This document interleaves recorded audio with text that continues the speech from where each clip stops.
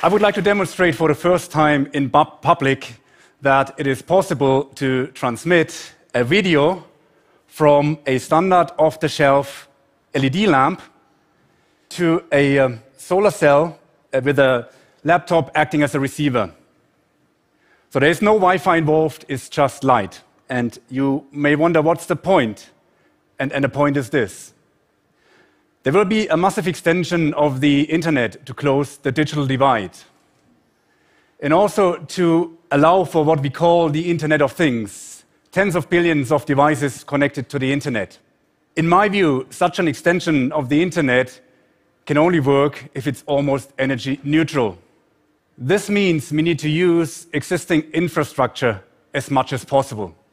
And this is where the solar cell and the LED come in. I demonstrated for the first time in TED 2011 Li-Fi or light fidelity. Li-Fi uses off-the-shelf LEDs to transmit data incredibly fast and also in a safe and secure manner. Data is transported by the light, encoded in subtle changes of the brightness. If we look around, we have many LEDs around us, so there's a rich infrastructure of Li-Fi transmitters around us. But so far, we have been using special devices, small photodetectors, to receive the information encoded in the data.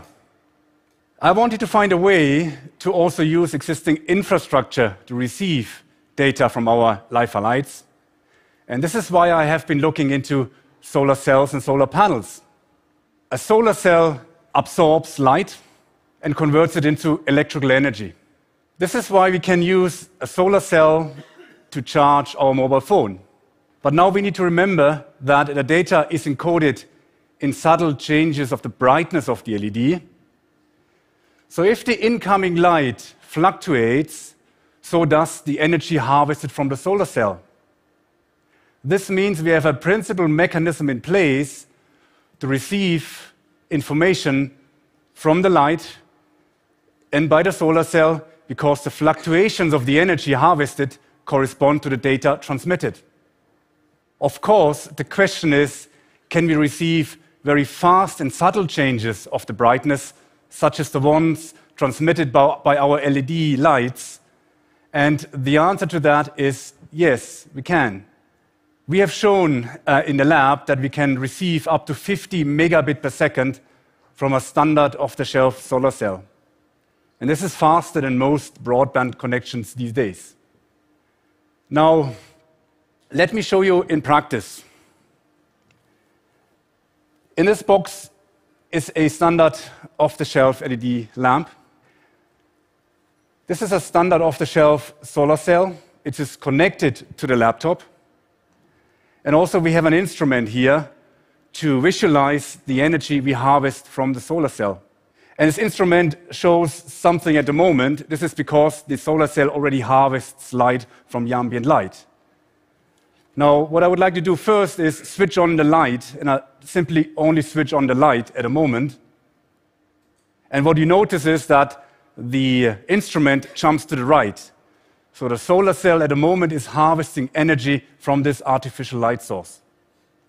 If I turn it on, off, we see that it drops, and turn it on, so we harvest energy with the solar cell. But next, I would like to activate the streaming of the video. And I've done this by pressing this button. So now, this LED lamp here is streaming a video by changing the brightness of the LED in a very subtle way, and in a way that you can't recognize with your eye because the changes are too fast to recognize. But in order to prove the point, I can block the light of the solar cell. So first you notice the energy harvesting drops and the video stops as well. If I remove the blockage, the video will restart. And I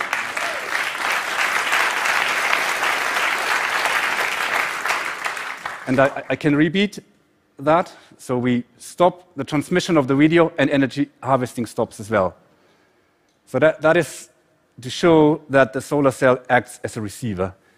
But now imagine that this LED lamp is a street light. and there's fog. So I want to simulate fog, and that's why I brought a handkerchief with me. And let me put the handkerchief over the solar cell. First, you notice the energy harvested drops as expected, but now the video still continues.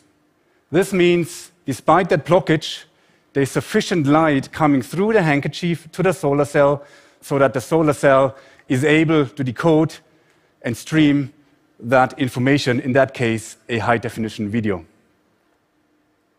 What's really important here is that a solar cell has become a receiver for high-speed wireless signals encoded in light, while it maintains its primary function as an energy harvesting device.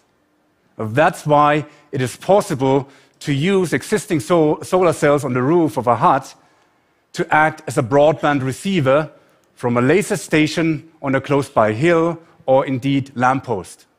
And it really doesn't matter where the beam hits the solar cell. And the same is true for translucent solar cells integrated into windows, solar cells integrated into street furniture, or indeed solar cells integrated into these billions of devices that will form the Internet of Things, because simply we don't want to charge these devices regularly, or worse, replace the batteries every few months. As I said to you, this is the first time I've shown this in public.